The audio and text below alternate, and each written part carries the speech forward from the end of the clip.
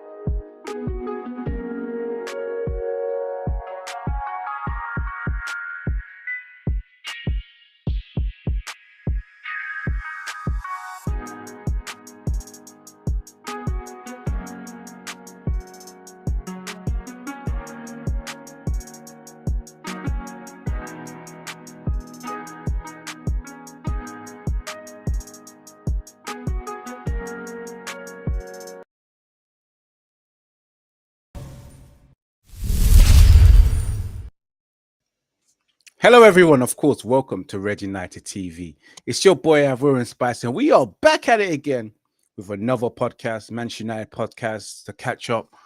And we're here to discuss everything regarding Manchester United. Yes, yesterday's results as well is in discussion. Of course, the title, as you can see, were a start to a Premier League. Also, can Ten Hag survive INEOS? We'll be discussing that today. It's another Erik Ten Hag out show. It is what it is. We'll be joining up with the rest of the man, and we've got Ems in the building as well in the backlog. Let me just bring him in as well. Big up Ems as well. Ems already got Ems in brackets ETH out, my brother. What's up, bro? Big up Munzi as well. Nah, I'm good, man. I'm good. I'm good, man. But there's no light at the end of the tunnel. So, bro, there is no light at the end of the tunnel. All we see is darkness, and it continues to be dark as we go through that tunnel. There will never be light at the end of the tunnel until someone gets sacked. Then maybe we can see a glimmer, a little light coming in. But again, we just never know. But big up to everyone that's tuning in right now. Smash that like button, share across all social media platforms as well. We're here to discuss everything, Manchester United. Jerome will be joining us. He's probably just running a little bit late, but he will be joining us. So let's go straight into it, Ems. First of all, Ems, I usually ask how was your weekend, but I think I think we need to skip that because I know how your weekend was. Your weekend's the same as mine. When Manchester United lose, our weekend's shit. Big up Jerome as well. Jerome just joined us as well. Madison, we didn't even lose, bro. But it feels like one, isn't it? I feel like we lost. I feel like we lost. Yeah, big up my people, man. Yeah, man. It just that draw didn't feel like a draw. Yeah, you're right. It felt like a defeat. Yeah, still a bit deflated. It was a poor game, bro. Poor game. I mean, someone paid. I think he assembled 616 million pounds on the squad. Yeah, something like that. I mean, the table don't lie, innit? Manchester United currently sitting 14th, in the middle of the start of October. Wait, I need to say something. Wait. No, carry on talking. When I find what I'm looking for. Let's go straight into it. Again, let's straight into it because, guys, you know what it is. It's Aston Villa 0, Manchester United 0 match review. I don't even know where to start, I don't even want to start this. I think, Drum, would you like to start? Yeah, I can start. Well, what I can say is I was fortunate enough not to sit through the full game. I was busy doing something a lot better than that. But I caught up on the highlights, and from what I saw, yeah, it was a dire showing, to be honest. Like, I could barely remember what happened. There was not much to show in the highlights, apart from a defensive display. Obviously, looking at the positives, we looked like we were compact. The game plan was not to concede and see if we could nick a goal on the break. And obviously, it was a surprising starting 11 when the manager left out De Ligt and Martinez. They put in Leicester's old centre-back pairing from 2017. I was just looking at it, I was thinking, this guy, yeah, he's in desperation mode, survival mode now. So he started that centre-back pairing, and then he left out 7 of his 9 signings and put them on the bench. And I just looked at that and just thought, yeah, this either he's on a self-sabotaging mission or he just doesn't know how to get the best out of his own players that he's worked with previously. So it was a bit shocking to see that. And based on that lineup alone, it doesn't show us that we're moving in the right direction. It looks like he's just doing whatever he can by any means necessary to get a result. So as the game went on, we made compact. Aston Villa didn't really threaten us. We didn't really look like we were going to concede. Obviously, it was European football in midweek, so we could see that Aston Villa probably had the after effects of their win against Bayern Munich on Wednesday. Obviously, we travelled to Porto on Thursday, so we would have obviously played as well, and there might have been a bit of fatigue that affected the overall performance of the game. But with our position, I would have thought that the manager would have shown a bit more ambition to try and win the game, seeing as we're 14th on the table with -3 goal difference. That would have been his way of making a statement of intent before we shut off for the international break. But from what we saw, yeah, it looks like he's just in survival mode. And the next defeat is only around the corner, and there's not much to take from that showing apart from us keeping a clean sheet. And I don't remember us creating any meaningful chances apart from Rashford cutting in and shooting a couple of times. We're not providing any service to Højlund, who doesn't seem to be involved in the game as much. And obviously Garnacho as well, just seems to be greedy, doesn't seem to know when to make the right decisions to pass or to shoot. And yeah, the attacking is lacking at the moment in any sort of creativity and chance creation. And there's nothing more for me to really pick up on really, but for it was a dull showing, dire performance. The expected goals was less than 1, so that shows you that we didn't come there to try and win the game. And it was just survival. It was survival showing really. And second half didn't really get much better. I remember Bruno had a free kick that hit the crossbar towards the end. He didn't really do much as well. He was meant to be captain and try to, lead our team on and, motivate the team to go for the winner. And we just went out with a whimper really. And the manager tried to gaslight us and tell us that it was a great showing and we looked solid and it was a good performance. It was our 4th clean sheet this season, but we're on -3 goal difference. No one cares about that stat at the moment. What we all care about is that we're 14th in the table. We've had 3 defeats in 7 games and we don't look like scoring goals. So there's a lot to think about over these next 2 weeks based on that performance, because going forward, there doesn't seem to be a plan of what we're looking to do. Yeah, we'll talk about what the plans of the next 2 weeks later on in the show as well, because of course the main title is can Erik Ten Hag survive INEOS? But yeah, Ems, you watched the match. I hope you did. Definitely you did. We saw your comments as well. Man, what were your thoughts on that game, man, against Aston Villa? It was poor. But you know what though? Look on the bright side. We've only got 3 problems to fix, bro. Do you want me to tell you them? What's the 3 problems, please? Enlighten us. Our attack is not good. Our midfield ain't good. And our defense ain't good. That's 3 problems, isn't it? No. One more. What's that? Oh, the manager. Ain't good. Oh, sorry, I forgot about that. Yeah, but back to what I was saying, bro. I just think it's dross. I can't even add anything more to what Jerome just said, in my opinion. Do you know what I mean? Because I truly believe, yeah, if there was no midweek games, yeah, both for Aston Villa, I reckon Villa beat us. You know, I'm not gonna lie. I just feel like the euphoria of Villa beating Bayern Munich probably kicked in, and they have enough energy in their legs, and you know what I mean. But So for us, you believe that we played a dejected Aston Villa? yeah, 100%. I agree as well.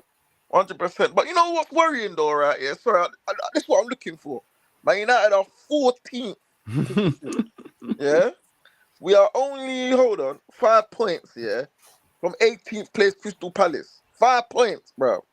Yeah, Relegation. bro. Let me name the teams that are above us. Right, I'm going to exclude the top, whatever, the regular, whatever. Yeah, we have Bournemouth ahead of us, West Ham, Brentford, Forest, Fulham, Newcastle, Brighton, Villa, all these teams, and we've probably spent one of the most money in the transfer window. This is all a sackable offence, bro. Sackable. And then man beat his own record last season. The worst start ever to Premier League season. Man beat it. But if we're talking about the game, I just feel like we have a lack of quality, bro, all over the pitch, man. It's I don't know, bro. And then you got to ask the question, right?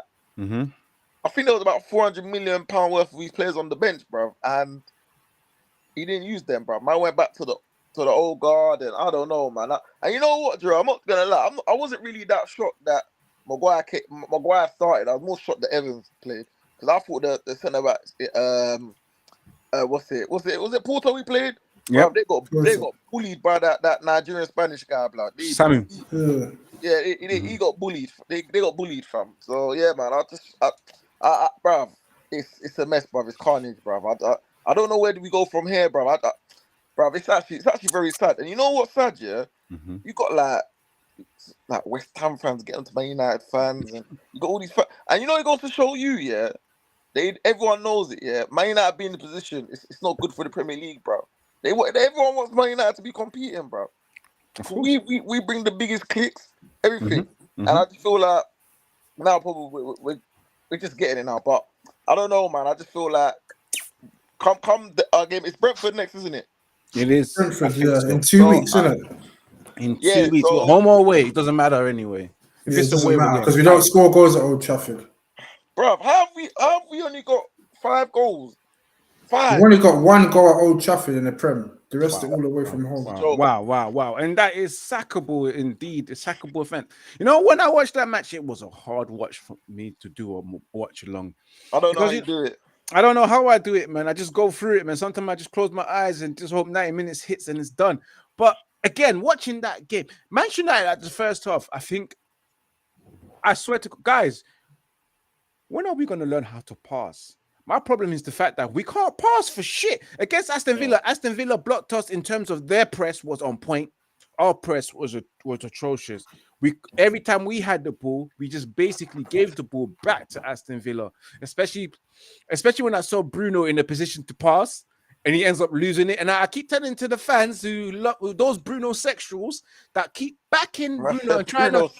They are Bruno sexuals. The way they attacked me for my post of calling Bruno Nigerian in disguise because he scammed everyone, he done deets on everyone, made them think that he's a good player. These times it's all 419.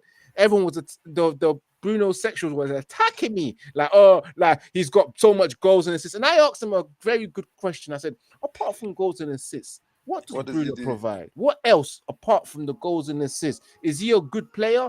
No. He's not. Can he pass? No. Is he playmaking? Does he do the job of a midfielder? No. Not the whole GA stats thing is irrelevant right now because it's Fugazi. He's not even performing. But when he hasn't got it, bro, nowhere to be seen, bro. Nowhere to be seen. The thing is that we're going to talk about Bruno every week because every single week he's putting up stinkers. And he's supposed to be our captain. And I put in the comments, Bruno has been poor throughout the whole entire season and last season, and people are commenting, huh? Or you're telling me that Bruno hasn't been at his best last season and this season? He hasn't. He's been He's been in poor form since he signed that contract. But back to the game. Do you think he was really poor? Do you think he's on a decline? He's been on decline for like a good 2 years. Literally, since the fans came back in the stadiums, that's when he started declining. Like what 2020, 2021, when the empty stadiums, that's when we saw the best of Bruno. And then in Ollie's last season, 2021, 2022, he declined, and then that was it. That's all she wrote. So what you saying basically? The fans have affected him. Yeah, he can't handle the pressure. He can't handle it. You can tell. And I looked at Bruno. Panics. He's too emotionally charged for a play. He's always in his feelings, you know, always in his feelings, always arguing with the ref, arguing with people, hands up in the air. Is that a captain that you want for your team? That's not a captain. And Ray Keane was right, you know, he makes me sick sometimes. But again, another poor performance on Bruno Fernandes. He gave the ball away numerous of times, didn't make anything happen from that midfield. And I'm tired. That's a trait, though. That's a trait, though. That's his trait. What? You look at all the top midfielders and number 10s in the world, they're just all calm and composed and collected, and they all 9 times out of 10 make the right decisions. Like you got Odegaard, you got KDB. Obviously, you can even put Rodri. He's a calm and influence on the team. He's calm and collective. Liverpool have got a good few midfielders in there. Graven Birch. And the Argentine guy, McAllister. They're all a calming influence on the team. They're not just panic station, just spamming balls and arguing with referees and diving and just doing all this recklessness and getting bookings and stuff. Like, because all that filters through to the rest of the team. When your captain's doing that, it just puts the whole team in panic mode. So yeah, we need a change long term. I generally think, Jerome, Bruno is not a number 10, and we're playing him in the wrong position, and we're supposed to be swapping Eriksen and Bruno in their position. Yeah, because how is it that we have Eriksen playing deep role when he's the one that doesn't have the legs? But Bruno has the legs. He roams around like a bee, buzzing around. Disrupts Bruno's problem is that he keeps trying to play as a striker, and he's just leaving gaping holes in midfield. He's not disciplined and stays in the way he's supposed to be. He's not.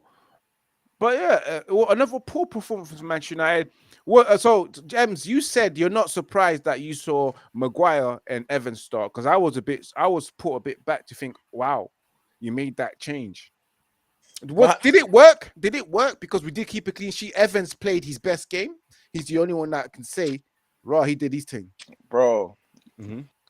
Every pundit says it, bro. That's all well and good, but this is Manchester United, bro. Bro, it's true, bro. You have to look. Hear what I'm saying. This is a Manchester United, bro. We played like we're in a relegation battle, bro.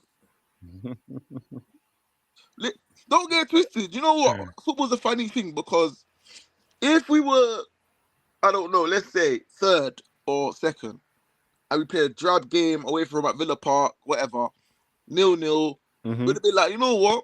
It's a decent point. But we're 14th, 10 points from Liverpool, and the gap's only going to get wider. Imagine how many games you played. Is it 7 games? It's only 7 games. We're on a downward trajectory. 7 games in the league, but overall we played about 10 games and we've only won 2 games. We've won 3, isn't it 3? 3? No, Barnsley and Fulham. And Southampton, and Southampton. Yeah, so we won 3 games, bro. Yeah, our last win was a 7-0 against Barnsley. League One opposition. Barnsley. That bare people are making noise about in the group chat. Oh, GA. But I'm gonna be honest, right? We all know about this manager. He needs to leave, but certain man that have been there 4 or 5 years running this dressing room, bad eggs and that. I'm not even gonna mention individuals. I'm just gonna say certain man. Or mans or men, sorry. I've been here for 4 or 5 years. Part of the problem, we need to get them out, bro.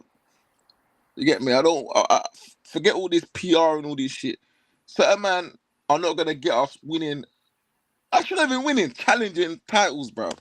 Of course. When you have players like Bruno and Rashford, you can't challenge. You got players who give the ball away. You know, one thing I must say about Rashford during the game. This guy can't defend, fam. Now I can see why he doesn't track back. He nearly got sent off. I saw in the highlights. Even the commentator was saying when he could have got the second yellow, it was just like it was a petulant challenge. It was like he was nowhere near the ball. He just kicked the guy's shin. And it was just like, why did you even do that? There's no point you even chucking back just to get the foul and almost get a second yellow. Then in the end, he got subbed off. He's almost and he was surprised that he got subbed off. I saw it. I saw that. Saying, what is he doing? Or Ten Hag has no idea or no clue. At these times, he's almost got sent off, and he's complaining. I don't know. It's mad how I don't know. This must be a disease or something. Because it's mad how like these managers will do a thing at other them clubs before and that they come out United and they're just lost, bruv. Like Ten Hag talking about we've got four clean sheets. I see the progress. There's a plan. Stick to the plan. Nobody knows what the fucking plan is. And then they talk about I've got 2 trophies. It's about trophies. 2 trophies. 2 trophies. You know what I mean? 2 trophies. You know, I'm the most successful by Guardiola. I'm like, brother, I don't care. I like trophies are well and good, but everybody knows at the end of the day, bread and butter is where you finish in a league. Your first season, we finished 3rd. Was it 3rd? 4th? First season 3rd. 3rd. Second season, that's fine. We're going down. Even if you finish 3rd and didn't win a trophy, I'd have been fine. That's progress. Yeah. The second season was like, for me, would have been win a trophy and then try and challenge for the Premier League. Not win it, challenge. And then this season I would have said, right, we need to go for the title. But instead, it's been backwards, like moonwalking backwards, bruv. It's just like shambles, bruv.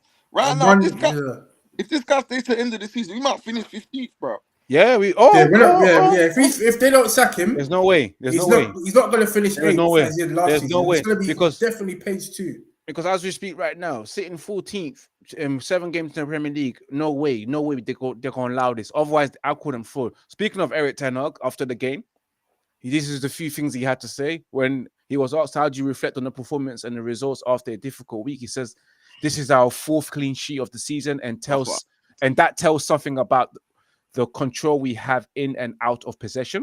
We are organized very well. In many games so far, we created loads of chances. Today, we didn't create that much, but we had the chances.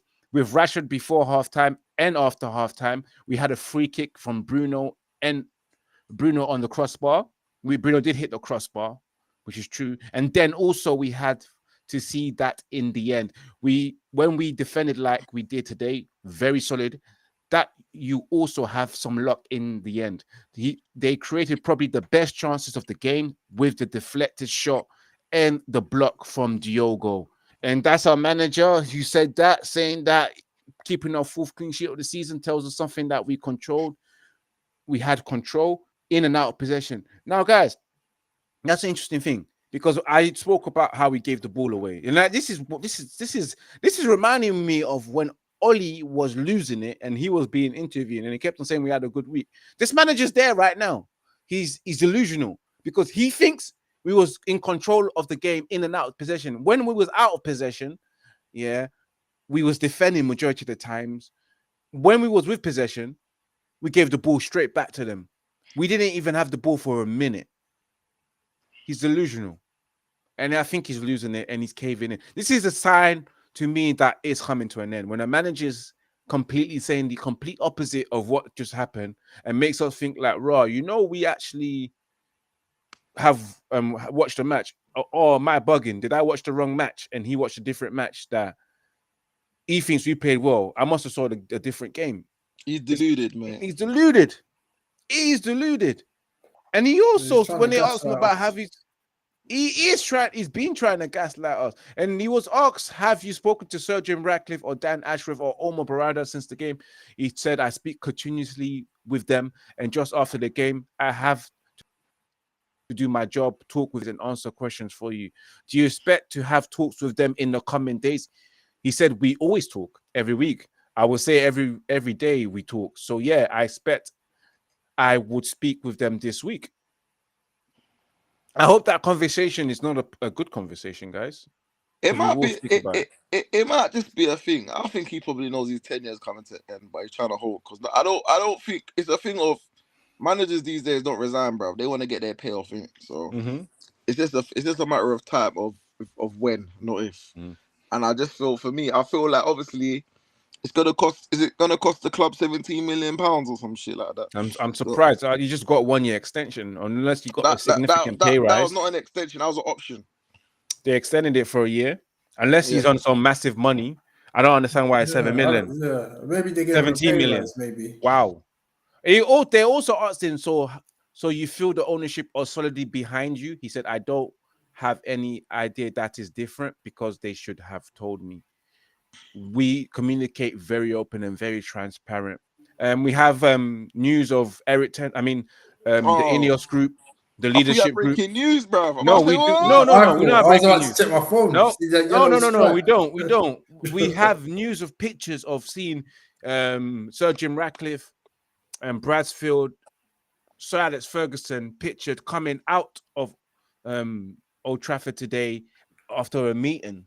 So we don't know what this meeting is about as we go into whether Erik Ten Hag can survive INEOS, which is about to get to, because fuck the rest of the match, because there's nothing about that match. I'm not even going to ask you who's your man in the match. There's no man in the match. We all know who the donkeys were. I would justifiably say that it was everyone. But going into that news, will Erik Ten Hag survive INEOS? As I said earlier on, the guys were pictured coming out of Old Trafford as well. And it's interesting. We also had, I think, Sir Jim Ratcliffe speak about Erik Ten Hag. And I'm going to get a clip of that in a short moment. But I'm going to go to you guys. Do you think Erik Ten Hag can survive INEOS? And how long would it take? Okay. That's to you guys. Anyone? You go first, Jerome. Yeah, I reckon they're definitely discussing. Obviously, they're discussing other parts of the business and performance revenue and all that sort of stuff, and sponsors and whatnot. But obviously, the manager would have been a topic of discussion, and I reckon they're just waiting. They're definitely gonna sack him, but I just think they're just probably because we didn't hear anything today. My guess is that they're probably just gonna wait a few more games and probably leave it until the next international break in November and see if anything hasn't improved since then, because we've got winnable games after the international break. And if they don't see that there's any progress, then I think they'll pull the plug, because I just reckon that they're probably thinking 7 games is probably too early to make the change. Obviously, I want him gone now, because you're just prolonging the inevitable, because the next bad defeat's only around the corner. He's not gonna change it now. We're 14th, 3 defeats already. It's not gonna, unless there's gonna be some miraculous change in fortunes, which I just can't see in such a short space of time, because it's not like he's doing anything with the players in these next 2 weeks. Most of them have gone off to play for their countries. So I just reckon it's just discussion of when they're gonna pull the plug. They'll just probably do like a 5-game review and see what happens there, because we can all see that there's no plan, there's no direction. The football, the style of football hasn't changed, it's got worse. Players look like they don't know what they're doing in terms of their attacking play, and all of his signings look bad. And he's supposed to be familiar with them, having worked with them previously. And I think that's the most damning fact that you can see, that he's benched all of his signings and put the players on the pitch that we're trying to get rid of and sell in the summer. So that tells you all you need to know, that he's clueless and he can't trust his own players now. Yeah, who probably lost faith in him. And the fact that, Jerome, let me just add that the fact that Ugarte, who you bought to fix your midfield problems, are being run through, he didn't start him in the last 2 games. Like, what is going on? What is going on with your signing? And you know how long they were negotiating with PSG to try and get him? For the whole of the transfer window. And it's just funny how he wasn't really invested into Eriksen last season, and all of a sudden Eriksen's getting games. And this is Eriksen that don't have legs in midfield, and he's persistent. You're right. It's either he's lost trust in players, he doesn't trust what he's doing. I think they're both, literally. But we saw at Porto. He looked like he threw in the towel, just throwing on defenders. when we're losing the game. I do have a clip from Sir Jim Ratcliffe, who was interviewed about Erik Ten Hag. Let's hear what Jamie Ratcliffe has to say. You guys have heard it. We're just going to get your thoughts on whether Sir Jim Ratcliffe is of belief that Erik Ten Hag is the right man, or he looks like he might just sack that scrub. Let's hear what Sir Jim Ratcliffe has to say. The pressure on the manager. You said to me earlier in the year, we've got to be patient, it's going to take time, look at the environment. Do you have faith in Erik Ten Hag? I don't want to answer that question. I like Erik. I think he's a very good coach. But at the end of the day, it's not my call. It's that management team that's running Manchester United that have to decide how we best run the team in many different respects. But that team that's running Manchester United has only been together since June, July. Yeah. They weren't there in January or February or March or April. They've only arrived. Omar, Dan Ashworth. They only arrived in July. Sure. They've only been there, you can count it in weeks almost, They've been there a long time. So they need to take stock and make some sensible decisions. I mean, our objective is, is very clear. We want to take Manchester United back to where it should be. And it's not there yet, obviously. It's very clear. So there's work to be done. So this is See? So as you see there, let me just stop the sharing. Is that a man that is convinced that Erik Ten Hag is the right person for Manchester United, or that's a man that's just trying to skip a couple of questions to avoid saying that he likes Erik Ten Hag when he doesn't? Because they asked him, is he the right man? He just said, I like Erik Ten Hag. Yeah, but you can like someone. I don't mean that they're right for the job. But I just think he's just trying to just, so not to do with me. I've got a management team in place. They make the decision. But the way I see it, if you really support the man, you would have said, listen, Erik's our guy, blah, blah, blah. But for me, bro, they just need to pull the trigger today, bro, because there's no point. Why wait? Yeah. I think as Jamie Carragher said, you're just kicking the can, bro. Kicking the can along, bro. Yep. That's what you're doing. Just kicking the can down the road. Exactly. Yeah, that's literally what it is. I think Man United, but obviously, I'm not going to lie. I apologize, guys. I'm sorry, I'm sorry, Man United fans. I apologize. When Man United won their FA Cup, my head was like, you know what? Oh, so Ems wrote a letter too. I didn't write. I weren't part of the letter, but I did. Part of the trusted process. Yeah. Trusted process. Man was with the Manchester United the Moss group, and started writing. I was like, I was in the head thinking, you know what? You got the FA Cup, maybe with the right structure in place. You know what I mean? But the way I see it, the signings he's made, it's definitely most of it's down to him. Because, you know what I mean? I don't want to be discriminative or anything, but man don't want any player from the Eredivisie again, bro. I'm sorry. I'm a bit traumatized, if you know what I mean. I think we should have learned from the last time we signed players from the Eredivisie, especially when Van Gaal came over and he signed Memphis Depay, and it never worked out. Van Gaal never worked out. Got Depay, but I thought Blind was all right. Blind came Blind's was quality. I don't know why Mourinho sold him because of his height. Because remember, Blind went back to Ajax. He didn't like his pace. He didn't like his pace. He wasn't quick enough. I think Depay was the one we got burnt, bro. From the Eredivisie under Van Gaal. I can't remember who else did Van Gaal buy from Holland. I don't remember them two. It's only them two. It was only them two. And then, of course, Ten Hag brought the rest in, and you look at it now, it's just not working out. But you got to think though, he knows these man, bro. But Eredivisie and Premier League ain't the same. No, but imagine, you know people, you got have business together.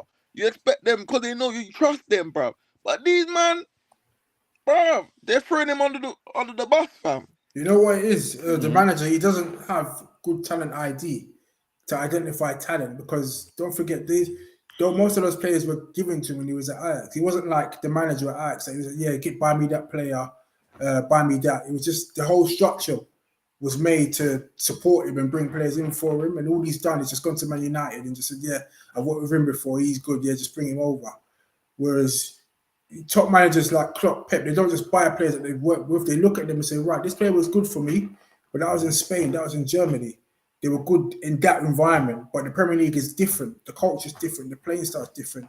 Can this player adapt to the way that they play football in the Premier League? Because remember when we bought Mkhitaryan, Klopp knew of him. Klopp worked with him at Dortmund. And Klopp, everyone was asking Klopp. They were asking him, why didn't you buy Mkhitaryan? He said, yeah, he's a good player, but obviously I've already got other targets that I think are going to do well for me and my team. So that was his way of saying that I don't know if Mkhitaryan can do what he did in Dortmund in the Premier League.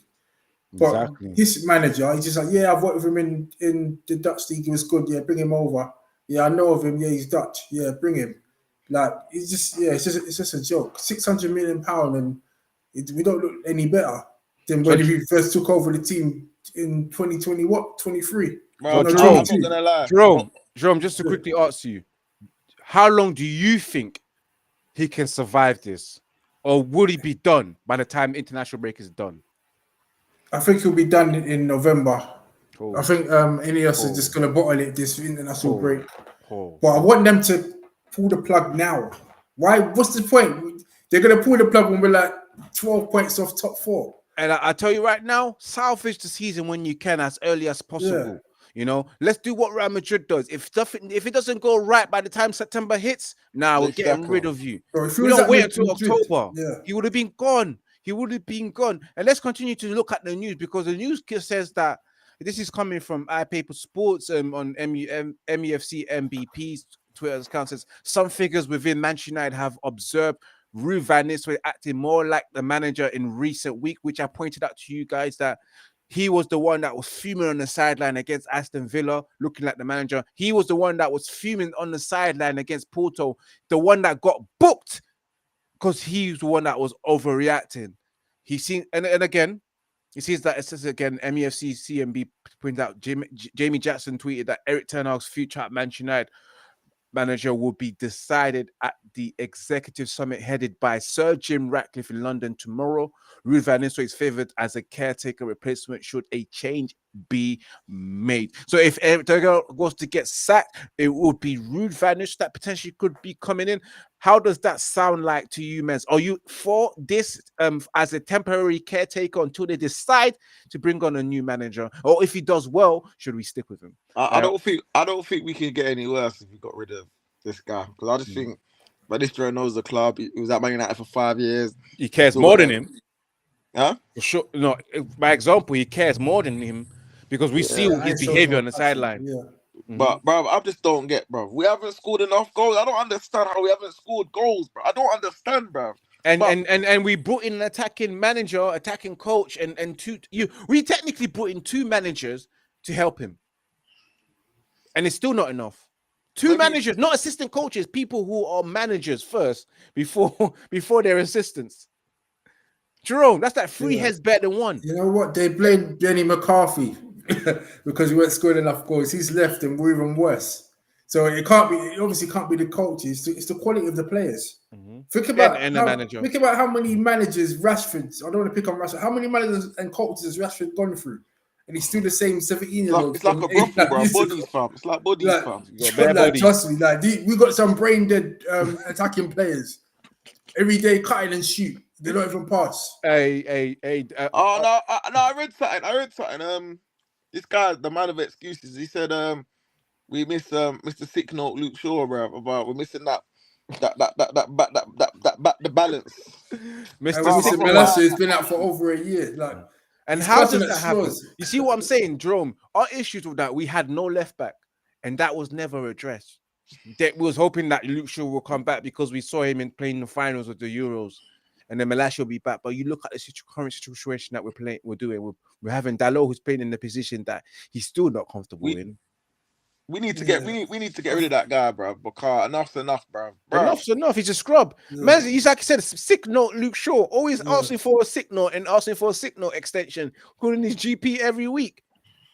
Yeah, I don't know why. That Bradford, you know there's a thing called Bradford score, where if your score is high because of your sickness, it becomes a formal discipline meeting. When is Luke Shaw going to have his disciplinary meeting for his absences? Yeah, I think you should. They need to look and see if there's any clauses in his contract. That Bradford score is high. This guy sitting at home eating double Big Macs, fam, watching us lose, bro. It's all mad, fam. I bet you any money he's going to get another setback. We're not going to see Luke Shaw this year. We'll probably see him We're not. probably We're not. February or March or something. We're not. And then get injured again. I He's done. think I've read that he's even aggravated his injury. I'm not too sure. Yeah, he's that's out what for I heard another as well. 6 to 8 weeks. Isn't it? Yeah, Just get rid. Just get yeah. rid. In January, we must sign a new left back. It is imperative. It's a So what, what's compulsory. going on with him? I see you training. Man, fuck that shit, man. That guy's is not even ready to be back. He's been out for a whole damn year. Yeah, but there must be something behind it. What happened? Erik Ten Hag don't want to tell us. He's kept it. The whole Melasha thing's a whole big secret. Yeah, you're right. I don't know. I don't think we'll see Melasha this season, to be honest. No, we won't, because he's in a rehabilitation, and that will take some time for him to be ready for football. The guy's just running at the moment. Come back and break down. Yeah, I actually quite liked him, to be fair. Yeah, but we never saw anything of him for the second season, so we can't really judge him, which is true, which is fair. But again, I'm just tired. I'm tired, man. But Erik Ten Hag, Ruud van Nistelrooy, I will be in favor for it. I don't know why, because obviously maybe it's that he's much more of a legend to me compared to the other one that was here. You know, no, don't do that. I am. I will do that. I will do that. I will do that. No, I will do that. I will do that. No. Ruud van Nistelrooy was a prominent first teamer. Bro, don't do that. Scoring goals, not coming off the bench and helping, man. I'm not having that. Listen. Who would you rank ahead? Oli or Van Nistelrooy in terms of impact? In what sense? Manchester United career impact. Well, the honours don't lie, do they? Bro, I'm gonna say this. Oli can't chat to Ruud van Nistelrooy. Exactly. I'm gonna say that. Oli was a sub man. Oli was a sub man when United got in their peak. United were in their pomp.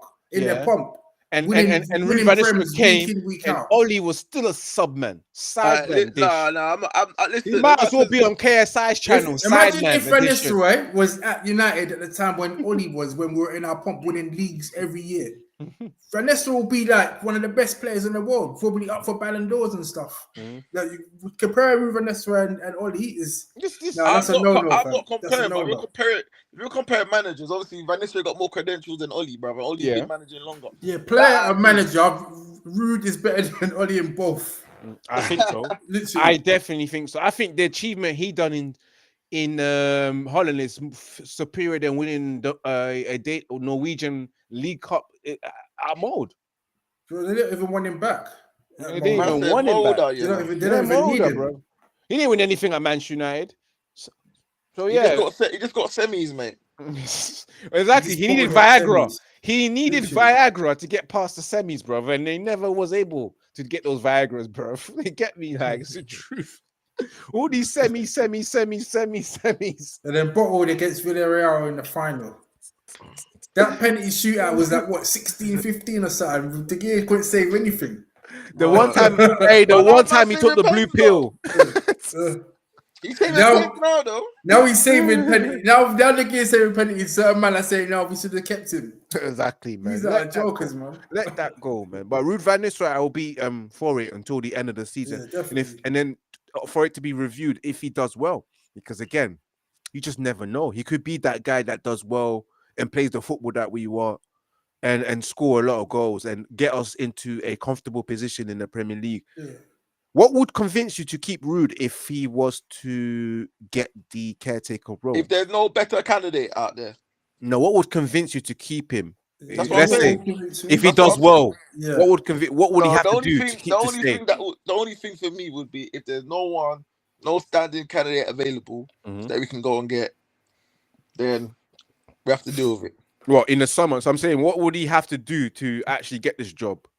We'd have to go on a mad run like Oli did, and hopefully there's no outstanding candidate because man ain't taking Southgate. So that's true. Would he have to finish in the top 4 somehow or win a trophy to stay? He would finish in the top 4 and play good football. We need to see progressive football, not counter attack. Like proper, we could see something, see coaching. Then I'd be like, yeah, this guy's got credentials. But sometimes you can't coach these type of players, bro. Some players are uncoachable, bro. Yeah, right. Bro, It's true. bro. You can't coach Rashford and Bruno, fam. These men are scrubs. It's uncoachable, bro. You can talk, bro. You can't. Look, there's only so much a coach can do to tell a player to do something, bro. It's at the end of the day, you cross the right line. They're down to these scrubs, yeah. to put in a performance. I agree with you because you know why? Pep couldn't coach these lot. I don't think I'm telling you, bro. Bro, Pep, he doesn't have any hair, but he'll be trying to pull out those little braids, bro. But let me ask you a question, who signed most 90% of these man, bro? Just nah. It's true though. Like we just need to, as Ralph said, we ain't done this open heart surgery thing properly. We have not, because we haven't got rid of the players that was meant to be get rid of, and that's the problem. They're still here to this day, and they're still playing football for us to this day. So, yeah, I just don't know where we can go from here, man. Guys, before we wrap the show, smash that like button, share across all social media platforms, and of course, subscribe to Red United TV and follow these guys on their Instagram pages as well. Follow Red United TV1 on Instagram. Where do we go from here, guys? Final thoughts for you guys. Where the fuck do we go from here? Because in 2 weeks' time, we're back to square root one. 14th, -3 goal difference, scored 5 goals. Where do we go? It seems like right now we're just sitting waiting for INEOS to make a decision. We'll need some sort of statement to say, right, well, we're going to back the manager, or we're looking to change the manager, put Rude in charge on an interim basis, and then we'll assess his position, and in the meantime, speak to other potential candidates for the permanent role. We need some announcement, because at the moment, we're just seeing too much speculation and paparazzi taking photos to Jim and the Glazers and making assumptions about what they've been discussing and all of this stuff. We just need a definitive, is he staying or is he going, or are we backing him? Because it's clear to see that from what Ratcliffe said, that he ain't backing him. Man didn't even want to answer the question about whether he's got faith in him. True. So for me, they want to get rid of him, but they just don't want to look like they're making a rash decision. So hopefully in the next day or so, we get some sort of statement, because otherwise this whole thing's just going to drag on for this whole 2 weeks. You're going to see all these news outlets making up stories. They're saying, yeah, we linked with Tuchel, Xavi's in the mix now, and Zaghi. We're going to be hearing loads of madness, unless they come out and speak. And what about yourself, Ems? What do you think? Bro, I need to suck him, bro. That's all, bro. This tomorrow, bro. Tomorrow, I need to wake up in the morning and see breaking news, bro. I don't know, man. we're quite, Manchester United are still quite slow, even with this INEOS leadership, man. Like I read to you, tomorrow they will be meeting up, but I've seen clips on them meeting up today, so we'll find out more tomorrow as it continues. Big up to everyone that's tuning in right now. Smash that like button, share across all social media platforms. It is what it is. Of course, next week is international break, so there is no catch up until we resume the Premier League. There will be a break as always when we're in the international scenes. Hopefully, it's back to my country, making me happy. You know that all I've been seeing is W's from my country. You know, in the international breaks and all that kind of stuff. So I'm gonna have to turn into a super Ivorian fan, while Ems turns into a GA Ghanaian fan, and Jerome, whatever your team does in during the international break, Jamaica. Just participating, isn't it? You just participating. It is what it is, man. Get me, guys. Final thoughts for you, Jerome? Yeah, final thoughts is we're just gonna have to sit tight and hope our board can make the right decision for the betterment of the club, because right now it's just an absolute shambles at the moment, on and off the pitch, and we need someone to show some sort of leadership and make a decision. So hopefully in the next day or so, we get an update on what the club's going to do to move forward. And Ems, final thoughts for you? Bro, this is sack this guy, get Van Nistelrooy, and let's see what I think we need. I think we need to make this change, because at least he can start off with. I'm not saying Brentford are going to be easy, but get that boost, the lift from the fans and that. You know what I mean? Because Brentford. I think Brentford would be quite happy if Ten Hag was in charge, bro. They could rub their hands and think we can go to Old Trafford and win. And I'm being serious. Probably their first time they can think, you know what, we can win.